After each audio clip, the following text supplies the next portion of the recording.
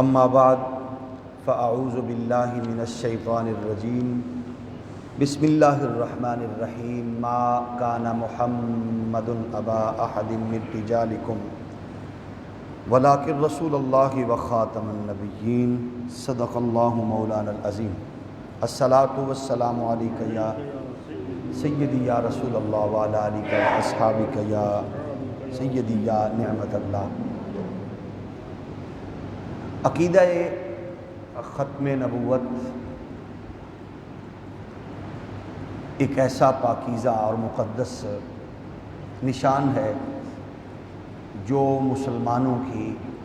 پہچان ہے۔ اس پر حملہ آور ہونے والے قادیانیوں کے، مرزائیت کے ابھی تک وجود میں آنے والے گروہ کے 8 نمایاں فرقے ہیں۔ اس قدر کنفیوزڈ مائنڈ ہیں کہ ابھی تک وہ اس بات پر متفق نہیں ہو سکے کہ ہم نے مرزا غلام قادیانی کو کیا کہنا ہے اور اس پر کس انداز سے اس کی تعلیم کو سامنے رکھنا ہے۔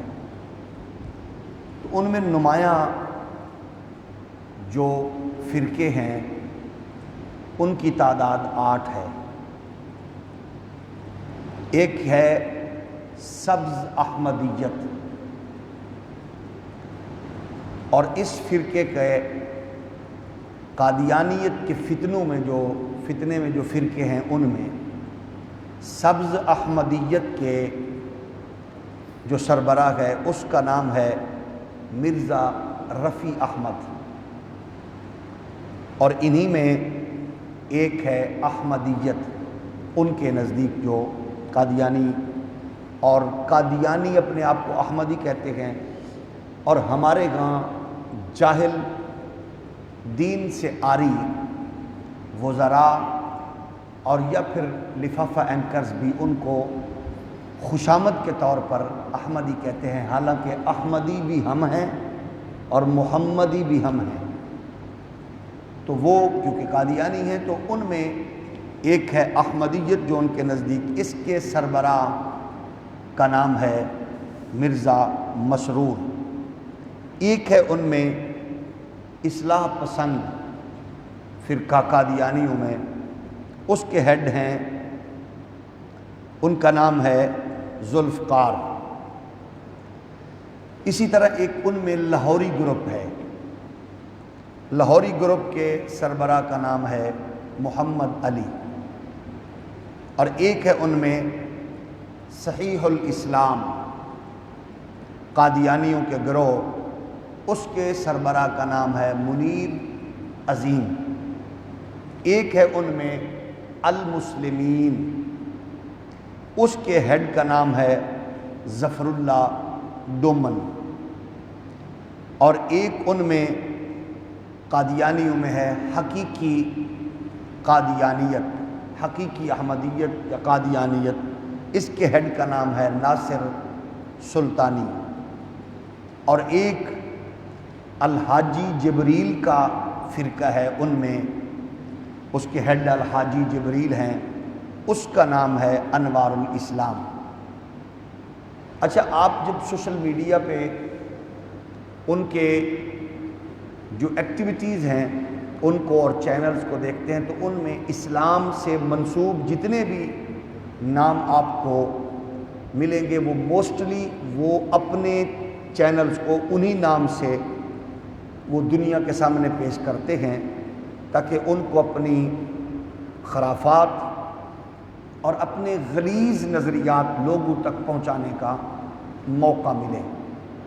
ہم سب سے پہلے تو ان سے یہی کہتے ہیں کہ اگر ان میں کوئی اخلاقی جرت ہے تو وہ اس کو اپنے طور پر کوئی اپنا برانڈ پیش کریں دنیا کے سامنے۔ ہمارے ہاں بہت سے لوگ کہتے ہیں آپ کو کیا لگے، تو وہ اسلام کا نام لیتے ہیں۔ وجہ یہ ہے، دنیا کا یہ اصول ہے کہ جو چیز جس نام سے منسوب اور موسوم ہو چکی ہوتی ہے کوئی دوسری چیز اس سے منسوب کرنے کے لیے یا تو اس میں ضم ہوتی ہے، اس جیسی ہو،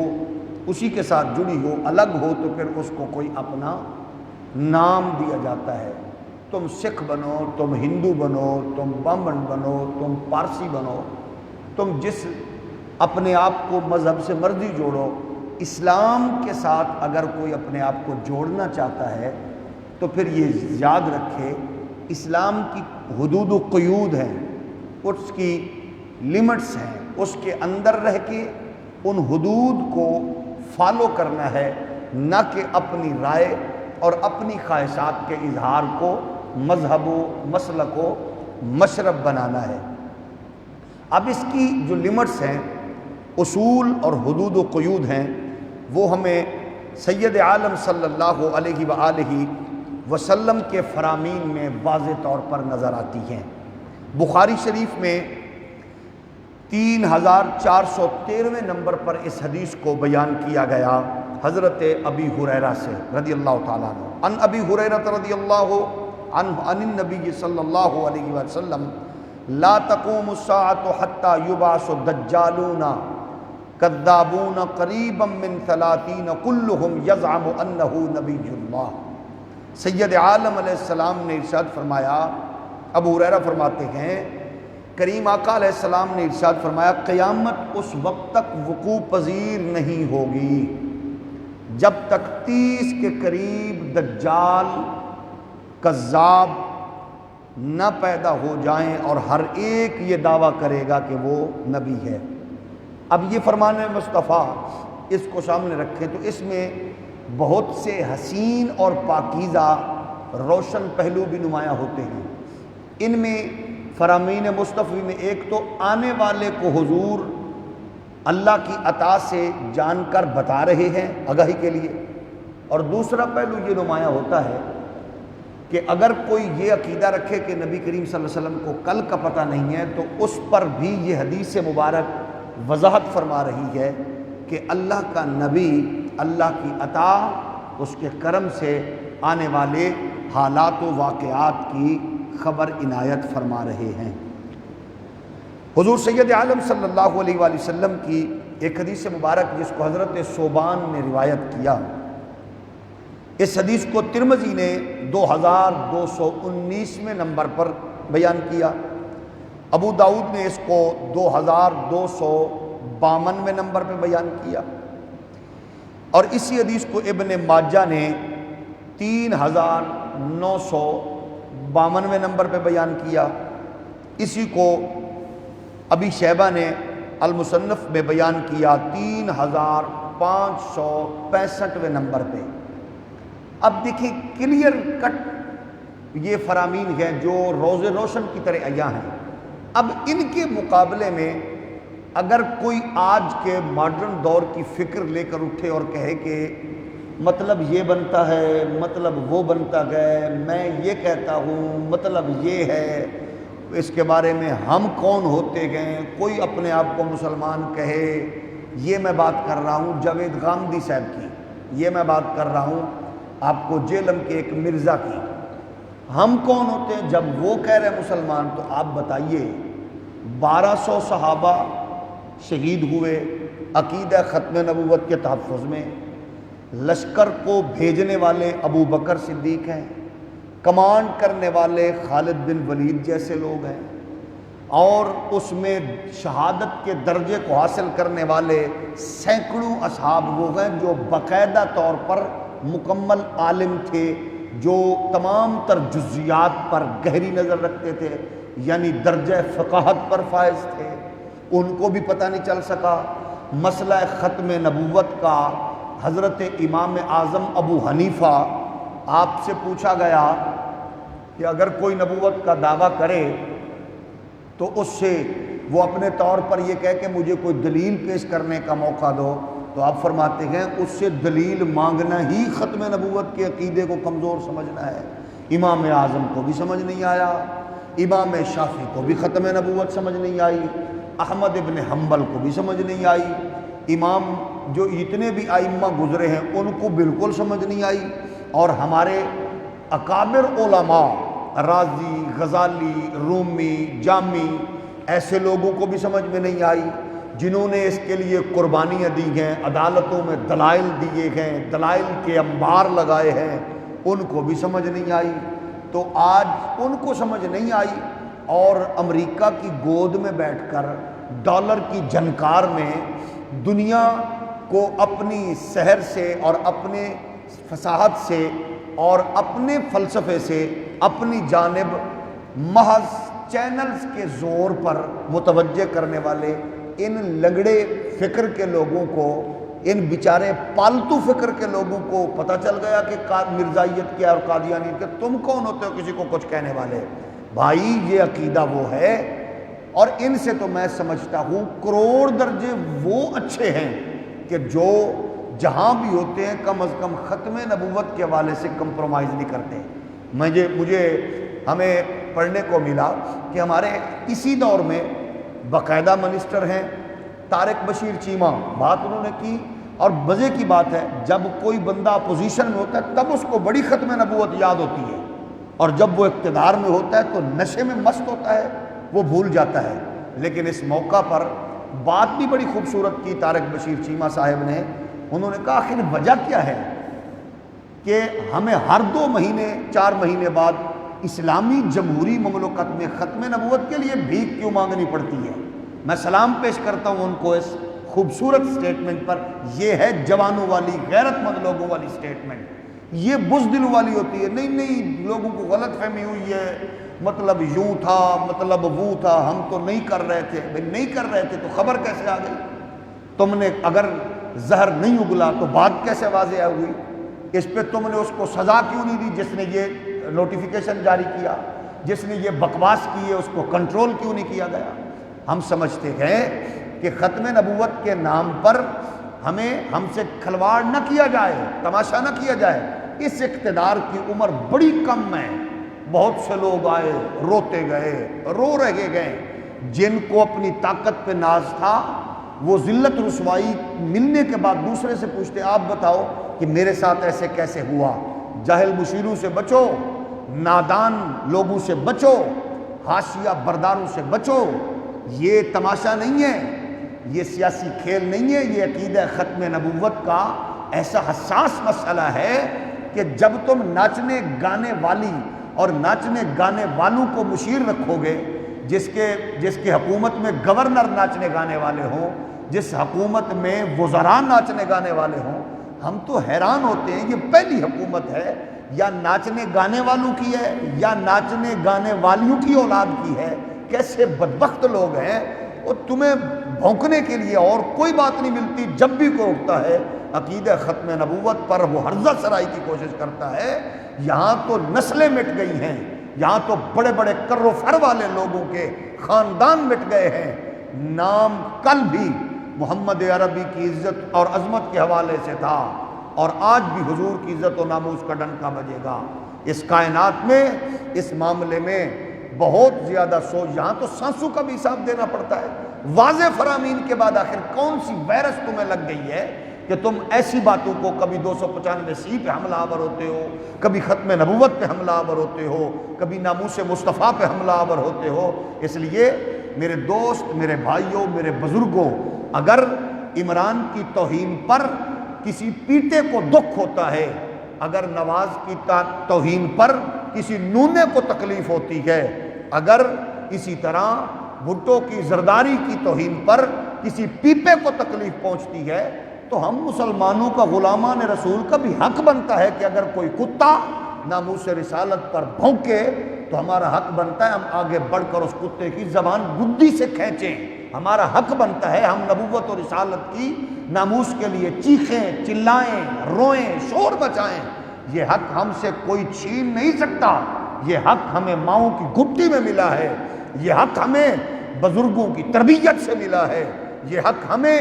اپنے غیرت مند اکابرین کی صحبت و قربت سے ملا ہے۔ اس لیے ہمیں فخر ہے، ہم بھوک برداشت کر سکتے ہیں، پیاس برداشت کر سکتے ہیں، مہنگائی کے طوفان سے الجھ سکتے ہیں، ہم تمام تر طوفانوں سے ٹکر لے سکتے ہیں، لیکن یاد رہے عقیدہ ختم نبوت کے حوالے سے ہم خاموش نہ بیٹھے ہیں، نہ بیٹھے تھے اور نہ بیٹھیں گے۔ اس لیے ہماری ماؤں کی جھولیاں اجڑ جائیں تو یہ بھی چھوٹی بات ہے، ہمارے بچے ذبح ہو جائیں یہ بھی چھوٹی بات ہے، ہمارے وجود کے ٹوٹے ہو جائیں یہ بھی چھوٹی بات ہے، ہمارے گھروں کو آگ لگ جائے یہ بھی چھوٹی بات ہے، لیکن یہ اس سے بڑی بات ہے کہ مسلمان موجود ہوں، حضور کے نام لیوا موجود ہوں اور کوئی کتا اٹھ کے حضور کی عزت پہ حملہ آور ہو، یہ بہت بڑی بات ہے۔ ایسے برداشت نہ تھا، نہ ہے اور نہ ہوگا۔ کریم آقا علیہ السلام کے اتنے واضح فرامین کے بعد آخر کون سی مصیبت لوگوں کو پڑی ہے؟ فرمایا سَيَكُونُ فِي أُمَّتِي ثَلَاثُونَ كَذَّابُونَ يَزْعَمُ أَنَّهُ نَبِيٌّ وَأَنَا خَاتَمُ النَّبِيِّينَ لَا نَبِيَّ بَعْدِي۔ میری امت میں 30 جھوٹے دجال، فریب کرنے والے، دھوکہ دینے والے، یہ صرف قادیانی، ہم نے پہلے بھی کہا یہ فتنہ ایسا ہے جو دجالی فکر کا حامل ہے، شعبدہ باز، ہر ایک کو اپنے طور پر ڈیل کرتے ہیں اور وہ ان کو سمجھاتے ہیں۔ اسی لیے ہم کہیں گے اہل علم سے مشاورت کیا کرو، اپنی مرضی کو شریعت کو مرضی کے تابع نہ کرو، طبیعت کو شریعت محمدی کے تابع کرنا پڑے گا۔ جن حکمرانوں نے طبیعت کے مطابق شریعت کی ہے اجڑ گئے، اجڑ رہے ہیں۔ تیل کے کنووں پہ ناز تھا نا، طبیعت کے مطابق شریعت بنانے والوں کو، کہاں تک پہنچ گئی ان کی طبیعت کے مطابق والی شریعت۔ اس لیے شریعت کو اپنے سامنے رکھو تو طبیعت کو اس کے مطابق ڈھال دو، جب ڈھالو گے تو خیر اور برکت ملے گی۔ حضور سید عالم صلی اللہ علیہ وسلم نے ارشاد فرمایا، آپ دیکھیں نبوت اس کو کہتے ہیں، رسالت کی نظروں کا کمال یہ ہوتا ہے، یہ ہے نگاہ محمدی کا فیضان۔ احمد ابن حنبل نے المسند میں بیان کیا، حدیث نمبر ہے 23,406، اس کو ابو نعیم نے حلیۃ الاولیاء میں بیان کیا 179 صفحہ جلد نمبر 4 پہ، امام دیلمی نے مسند فردوس میں نقل کیا اس کو، اور اس کو امام حیثمی نے مجمع الزوائد میں بیان کیا۔ ان حذیفہ ان النبی صلی اللہ علیہ وسلم قال فی امتی کذابون و دجالون 27 منہم 4 نسوۃ و انی خاتم النبیین لا نبی بعدی۔ حضرت حذیفہ سے مروی ہے، رسول مختار، شفیع روز شمار، حبیب پروردگار، احمد مجتبی، خاتم الانبیاء صلی اللہ علیہ وسلم نے ارشاد فرمایا، میری امت میں 27 جھوٹے دجال پیدا ہوں گے، ان میں سے 4 عورتیں ہوں گی، ان میں سے 4 عورتیں ہوں گی۔ سن لو میں نبیوں کا خاتم ہوں۔ حضور سید عالم علیہ السلام ارشاد فرماتے ہیں، میرے بعد کائنات عالم میں کوئی نبی نہیں ہوگا۔ اب اس کے لیے ایک اور حدیث مبارک آج کے اس درس کے اختتام پر آپ کی خدمت میں اس کا نور پیش کروں کہ اصحاب کا نظریہ، غلامان رسول کا نظریہ، حضور کی صحبت و قربت میں بیٹھنے والوں کی فکر کیا تھی۔ سنیے، حضرت اسماعیل فرماتے ہیں، قلت لابی ابی اوفا رأیت ابراہیم ابن النبی صلی اللہ علیہ وآلہ وسلم قال مات صغیرا ولو قضی ان یکون بعد محمد نبی عاش ابنہ ولکن لا نبی بعدہ۔ آپ ارشاد فرماتے ہیں، بخاری نے اس کو بیان کیا ہے 2299 نمبر پہ اس کو بیان کیا گیا، اس کو ابن ماجہ نے بیان کیا کتاب ما جاء فی الجنائز میں،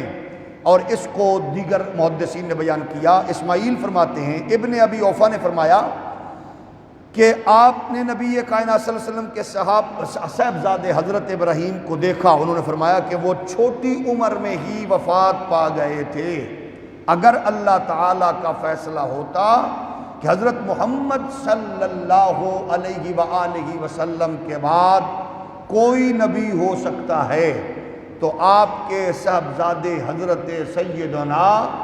ابراہیم زندہ رہتے، لیکن اللہ نے ان کو اپنی بارگاہ میں بلا لیا۔ حضور سید عالم صلی اللہ علیہ وآلہ وسلم کی ختم نبوت پر حرف نہیں آنے دیا۔ یہ ہے وہ تصور جو ہم نے اپنی نسلوں میں اس نور کو فرامین محمدی کے انوار و تجلیات کو آگے پہنچانا ہے۔ اللہ ہمیں ایسے حسین و پاکیزہ و مقدس عقیدے کی حفاظت نسل در نسل قیامت تک کرتے رہنے کی توفیق عنایت فرمائے۔ اللہ کریم ہمیں ہر اس مصیبت سے، کرونا نامی وائرس سے لے کر قادیانیت کے غلیظ وائرس سے ہمیں اور ہماری نسلوں کو محفوظ فرمائے۔ آمین بجاہ النبی الاولین والآخرین۔ اللہم صلی